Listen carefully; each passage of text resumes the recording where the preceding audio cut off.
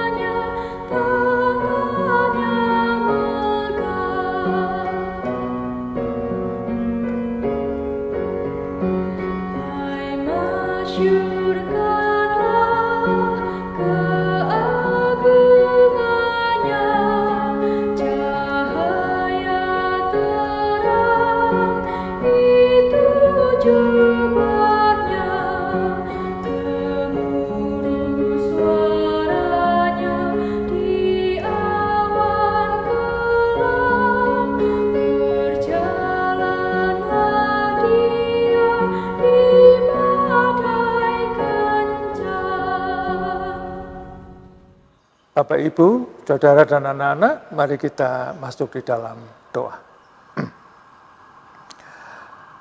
Bapa di surga,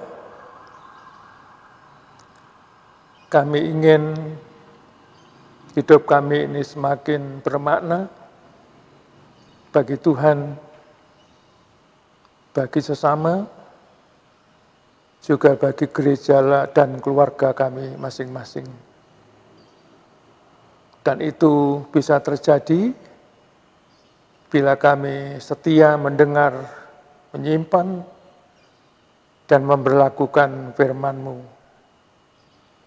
Karena itu ya Bapa, tolonglah kami dengan kuasa Roh Kudus-Mu, membuka telinga hati kami masing-masing, supaya kami mampu mengerti apa yang harus kami lakukan yang seturut dengan kehendak-Mu.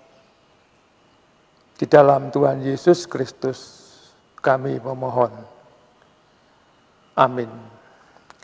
Mari Bapak, Ibu, Saudara, anak-anak dan yang dikasihi Tuhan, kita membaca dari kitab Nabi Yesaya pasal 44. Kita baca dari ayat 1 sampai ayat yang ke-5.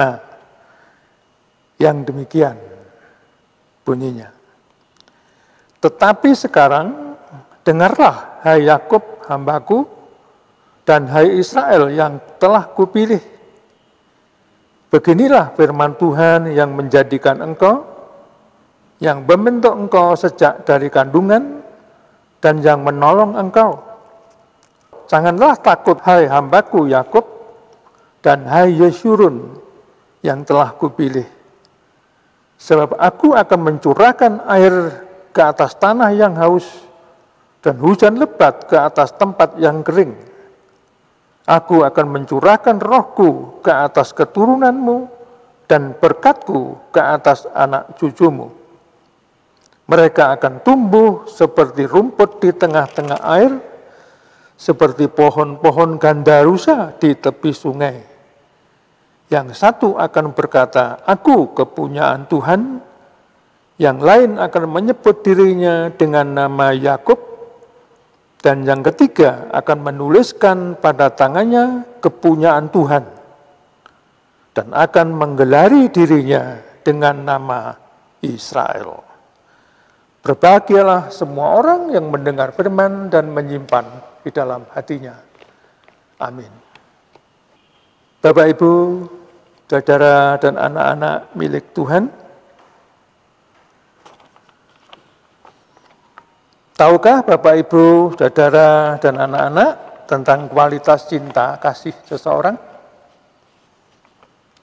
Baik itu cinta kasih kepada anggota keluarganya sendiri maupun kepada sesamanya.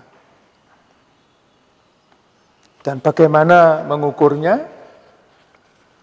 Dan patokan apa yang dipakainya? Tentu jawabannya akan lebih dari satu. Misalnya diukur dari perhatiannya, diukur dari hadiah-hadiah atau pemberiannya, dan itu semua boleh dan tidak salah. Dan dari sekian banyak patokan itu, ada satu patokan yang menurut saya paling penting dan bahkan menentukan. Apa itu? Tidak lain adalah kesediaan untuk mengampuni atau memaafkan kesalahan. Bapak, Ibu, saudara, dan anak-anak milik Tuhan, mengampuni atau memaafkan orang yang berbuat salah kepada kita merupakan suatu nilai yang terpenting dan mendasar di dalam kehidupan kita sebagai manusia. Sebab saya yakin bahwa tidak ada seorang pun yang luput dari berbuat salah. Saya pasti pernah melakukan kesalahan kepada sesama. Begitu pula sesama pasti pernah melakukan kesalahan kepada saya. Kesalahan yang menyebabkan kemarahan, rasa benci, dan lain sebagainya. Hal-hal tersebut hanya dapat dihapus melalui tindakan maaf atau ampun. Nah, kalau dalam diri seseorang tidak memiliki rasa saling memahami, saling menerima dengan sikap terbuka, dan saling memaafkan, maka yang terjadi adalah masing-masing pribadi akan saling menyalahkan, saling mengumpat, saling memfitnah, saling membenci, sehingga berlakulah hukum rimba, siapa yang kuat, itulah yang menang. Betapa indahnya hidup ini, manakala hidup bersama ini dipenuhi oleh aroma persaudaraan. Hidup semakin indah karena masing-masing orang memiliki keberanian untuk terbuka menerima dan mengakui kesalahan, sekaligus mengucapkan kata-kata yang indah didengar. Let bygones be bygones. Forgive and forget. Sing wis ya wis, apura ing ngapura lan ora perlu dieling-eling maneh. Sebuah rumah tangga atau suatu keluarga akan tampak hidup harmonis bukan karena memiliki banyak harta, kekayaan dan kemewahan, tetapi karena masing-masing pribadi saling mencintai, memahami, menerima, dan mengampuni satu dengan yang lain. Tidak ada satupun yang menuntut paling benar, paling tahu, dan paling-paling yang lain. Bapak, Ibu, saudara, dan anak-anak milik Tuhan, pengampunan yang sesungguhnya berarti Kalau orang tidak memiliki keinginan untuk terus menyimpan kemarahan kepada semua yang bersalah kepadanya. Tetapi, bila orang tetap menyimpan kemarahan, maka pengampunan tadi tidak mempunyai arti sama sekali, bahkan akan merugikan diri sendiri. Pengampunan merupakan aktivitas di dalam diri seseorang yang akan menghasilkan kedamaian di dalam hati. Tanpa pengampunan, seringkali batin menjadi tidak tenang. Kejiwaan lambat laun akan terguncang. Konsentrasi pada hal-hal penting akan menurun, sebab banyak energi dalam tubuh terkuras untuk memikirkan masalah-masalah tertentu. Bapak, Ibu, Saudara, dan anak-anak milik Tuhan. Bacaan kita kali ini, Yesaya 44 ayat 1 sampai 5, juga berbicara tentang hal yang sama, yakni janji keselamatan yang menguraikan keadaan umat Yahudi yang baru diampuni oleh Tuhan. Akulah Dia yang menghapus pemberontakanmu oleh karena Aku sendiri, dan Aku tidak mengingat-ingat dosamu. Yesaya 43 ayat 25. Dan bila kita membaca Yesaya 43 ayat 14 sampai pasal 44 ayat 5, nampak jelas bahwa pokok masalahnya di sini adalah pembebasan umat Yahudi dari pembuangan di Babel. Dan karya pembebasan tadi merupakan wujud nyata dari penebusan dan pembebasan, saya ulangi, merupakan wujud nyata dari pengampunan Tuhan atas dosa pemberontakan mereka, serta membawa umat Yahudi ini ke dalam situasi hidup yang baru. Bapak, Ibu, Saudara, dan anak-anak milik Tuhan, umat Yahudi tentu merasa hidup kembali, karena mereka tidak akan lagi hidup merana di tanah pengasingan, tetapi dilepas ke dalam hidup yang baru di tanah air sendiri yang merupakan pemberian Tuhan bagi mereka. Oleh Tuhan, umat Yahudi ini dipercaya lagi untuk mulai hidup yang baru, serta untuk mencoba dan berupaya hidup yang lebih baik, dan tidak kembali kepada dosa pemberontakannya. Dan bagi umat Yahudi, hal ini juga merupakan suatu tantangan untuk tidak berdosa. Oleh karena itu, pengampunan ini bukan merupakan anugerah yang murah, karena menantang seseorang yang berdosa guna menuju ke puncak kebaikan yang barangkali tidak pernah diimpikannya. Mereka akan tumbuh seperti rumput di tengah-tengah air, seperti pohon-pohon gandarusa di tepi sungai. Yang satu akan berkata, Aku kepunyaan Tuhan. Yang lain akan menyebut dirinya Yakub. Dan yang ketiga akan menuliskan pada tangannya kepunyaan Tuhan. Dan akan menggelari dirinya dengan nama Israel. Ayat 4 sampai 5.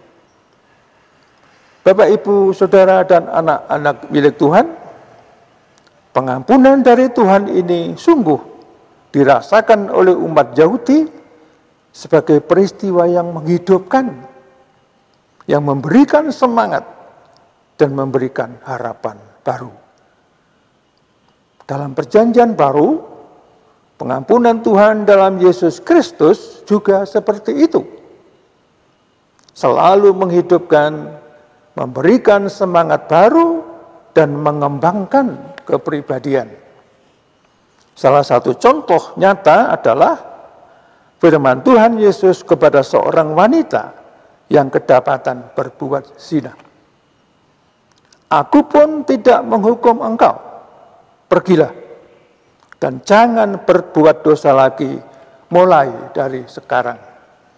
Yohanes 8 ayat 11. Hal ini tentu akan memberikan harapan baru untuk hidup lebih maju. Karena apa? Karena Tuhan Yesus berkenan mempercayai dan menghargai kita sebagai pribadi yang dapat berkembang dan maju. Bapak, Ibu, saudara, anak-anak milik Tuhan, Tuhan Yesus mengajarkan suatu bentuk pengampunan yang tidak terbatas jumlahnya. Matius 18 ayat 22. Artinya, mengampuni atau memaafkan itu harus diupayakan sepanjang hidup. Demikian pula Rasul Paulus juga mengharapkan agar kita sebagai pengikut Kristus harus mengampuni orang yang bersalah kepada kita. 2 Korintus 2 ayat 5 sampai 11. Kasih yang sejati tentu nampak dalam pengampunan. Tiada kasih tanpa pengampunan. Karena itu, ampunilah. Maka hidup kita akan menuai hadiah-hadiah terindah, kedamaian hati, kebahagiaan, kebebasan, dan keselamatan. Haleluya. Amin. Mari kita ambil saat teduh sejenak.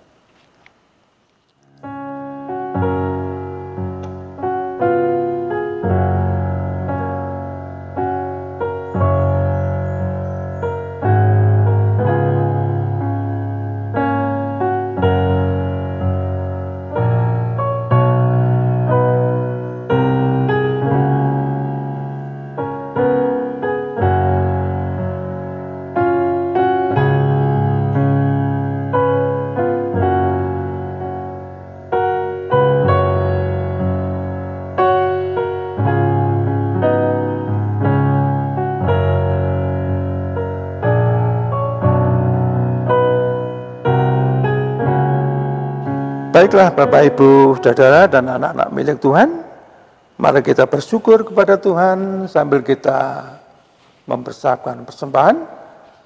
Dan untuk itu mari kita memuji Kidung Jemaat 87, bait yang pertama.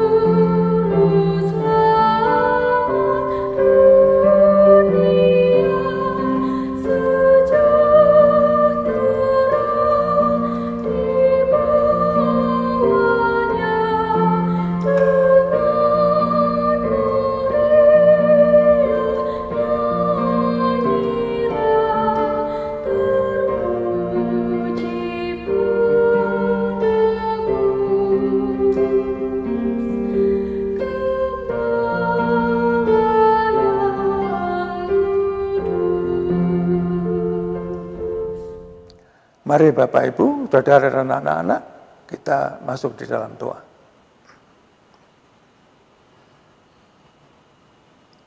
Terima kasih Tuhan, Engkau telah mempertunjukkan kuasa dan kasih-Mu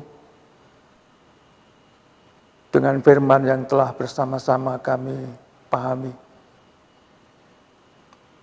Patrikan semua itu dalam hati kami masing-masing, ya Bapa, agar masing-masing dari kami mampu untuk terbuka, menerima dan mengakui kesalahan Bila kami memang melakukan kesalahan kepada siapapun, agar hati kami menjadi tenang, sebagaimana Engkau kehendaki. Demikian pula cara kami untuk selalu berbesar hati, bahwa siapapun yang bersalah kepada kami, mampu untuk memperbaiki tingkah lakunya. Sebagaimana kami juga Tuhan mampukan untuk memperbaiki tingkah laku kami. Sehingga keluarga kami akan menjadi sukacita karena Bapa berada di tengah-tengah kami. Bapa di surga, di tengah-tengah situasi semacam ini, kami juga ingin memohon kepadamu berkaitan dengan tugas-tugas gereja Tuhan. Biarlah melalui pewartaan mereka, melalui tindakan-tindakan dan program-program mereka, gerejamu mampu hadir dengan sebaik-baiknya di tengah-tengah lingkungan di mana mereka tinggal. Biarlah kehadiran gerejamu menjadi tanda bahwa Tuhan berada di tengah-tengahnya. Bapa di surga, kami juga ingin berdoa untuk situasi yang sekarang sedang kami hadapi. Berbahayanya virus corona yang sedang melanda negara kami, bahkan negara-negara lain di dunia ini. Bapa, tidak ada kuasa lain kecuali kuasa Tuhan yang mampu meredakan bahaya ini. Karena itu ya Tuhan, nyatakanlah kemuliaan dan kekudusan-Mu. Nyatakanlah kasih-Mu kepada kami umat manusia ini. Singkirkanlah virus yang berbahaya ini dari kehidupan kami, umat-Mu. Agar kami mampu kembali bergaul, bekerja sama, berguru bersama, dengan siapapun yang Tuhan tempatkan di dalam kehidupan kami. Kami ingin memohon kepada tenaga medis, para medis, dan juga relawan-relawan yang mereka sanggup untuk berhadapan dengan situasi berbahaya ini, karena merawat, melayani yang sedang terpapar virus. Berilah mereka kekuatan lahir batin ya Tuhan. Hindarkan dari segala bahaya. Agar melalui pelayanan mereka, siapapun menerima kasih sayang dan pemeliharaan Tuhan sendiri. Demikian juga para karyawan-karyawan yang saat ini sedang bekerja di rumah. Karena memang berbahayanya virus yang sedang melanda negara kami ini. Kiranya juga Bapa berkenan memberkati mereka, memberikan kekuatan, sebagaimana Tuhan memberkati dan memberi kekuatan kepada kami semua.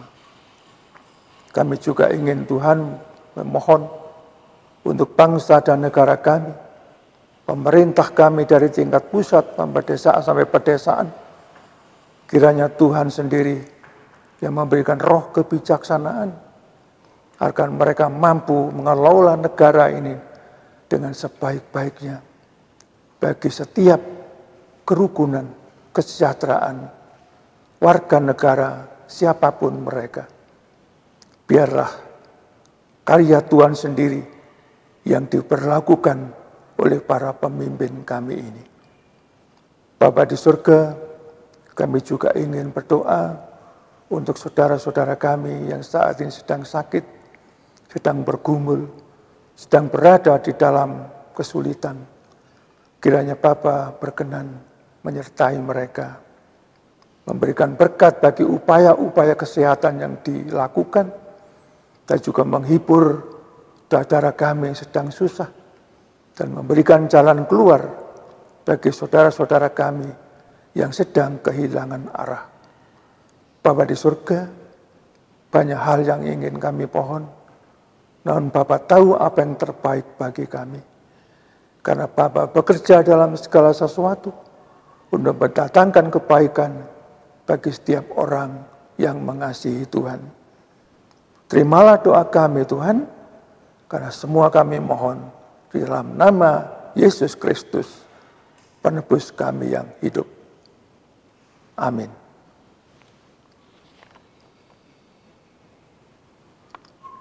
Mari Bapak Ibu dan saudara sekalian, kita membuka Kidung Jemaat 402. Kita pujikan bait yang pertama.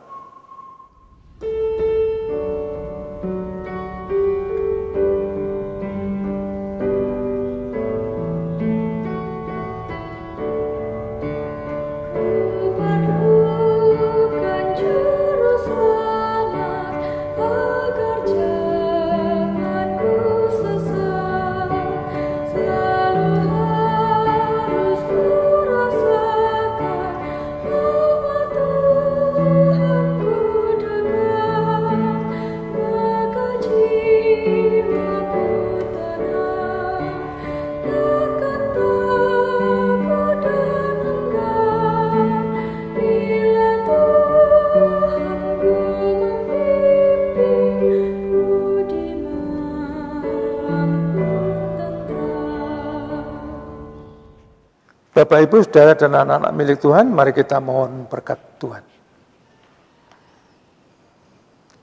Kasih karunia Allah Bapa, Tuhan Yesus Kristus, Allah Sang Roh Kudus, menyertai kami senantiasa. Amin.